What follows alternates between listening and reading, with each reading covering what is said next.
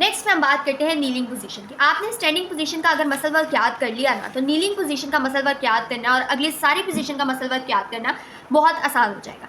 अब kneeling position किस तरह की पोजीशन होती है, कुछ इस तरह की पोजीशन को हम नीलिंग पोजीशन कहते हैं, जिसके अंदर आपकी जो पूरे की पूरी बॉडी का वेट होता है, पूरी की पूरी आपकी लेग्स होती हैं, वो सारी किस पे सपोर्टेड होती हैं, आपकी नीज के ऊपर सपोर्टेड होती है। ठीक है, बॉडी का जो पूरा वेट होता है वो किसके ऊपर आ रहा होता है, नीज के ऊपर आ रहा होता है। ठीक है, और उसके बाद जो हमारी लोअर लेग है, यहाँ पर आप देख सकते हैं जो हमारी लोअर लेग है वो किसके ऊपर रेस्ट करती है, फ्लोर के ऊपर रेस्ट करती है।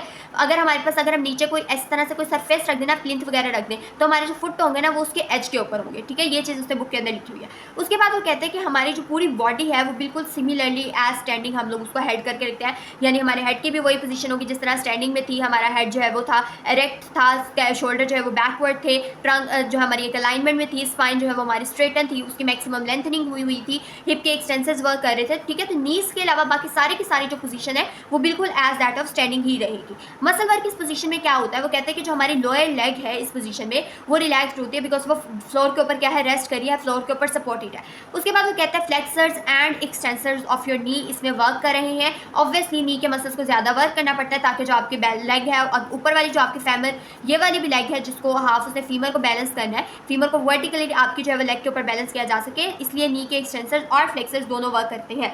उसके बाद वो कहते हैं कि एक्सटेंसर्स ऑफ द हिप और flexors of the lumbar spine भी इसमें वर्क करेंगे। Flexors of the lumbar spine इसलिए वर्क करेंगे ताकि आपकी पेल्विस को मेंटेन किया जा सके, आपके ट्रंक को एक अलाइनमेंट में रखा जा सके, और नॉट ओनली दिस, आपके ट्रंक को एक अलाइनमेंट में रखने के साथ साथ आपकी बैक की पोजीशन को बैलेंस करने के लिए, आपके पेल्विक टिल्ट के एंगल को बैलेंस करने के लिए ये जो है वो मसल वर्क कर रहे होते हैं, extensors flexors of the lumbar spine.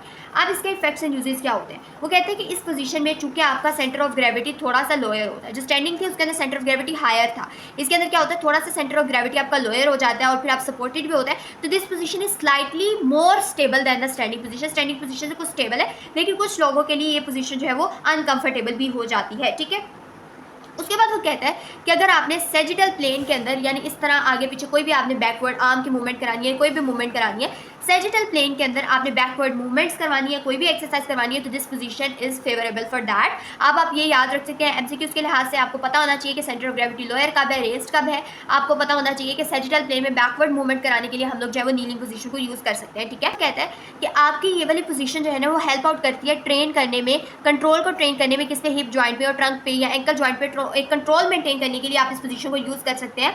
Because ये पोजीशन जो है स्टैंडिंग में आपको जो है एक्सटेंसर्स ऑफ नी का काम चाहिए होता है, या डोर्सिफ्लेक्सर्स ऑफ एंकल का काम चाहिए होता है, तो ये पोजीशन उस कंट्रोल को मेंटेन करने में हेल्प करती है। Let me clear it from the book, हम देखते हैं बुक से। उससे लिखा हुआ है, it is used as a starting position for backward movement in sagittal plane, ये मैंने आपको बता दिया, and to train control of the hip joint and lower trunk in preparation for standing position during which feet are press to the floor. Feet foot पे place होते हैं, वो बता रहे हैं यहाँ पर स्टैंडिंग पोजीशन का कंट्रोल मेंटेन करने के लिए। स्टैंडिंग पोजीशन में जो हमारे फिट क्या होते हैं, ग्राउंड के ऊपर प्रेस्ड होते हैं, किससे प्रेस्ड होते हैं, एक्सटेंसर्स ऑफ द नी से और डोर्सिफ्लेक्सर्स ऑफ द एंकल से जो है वो हेल्प आउट कर रहे होते हैं, ताकि जो लोअर लेग है उसको ब्रैकेट किया जा सके।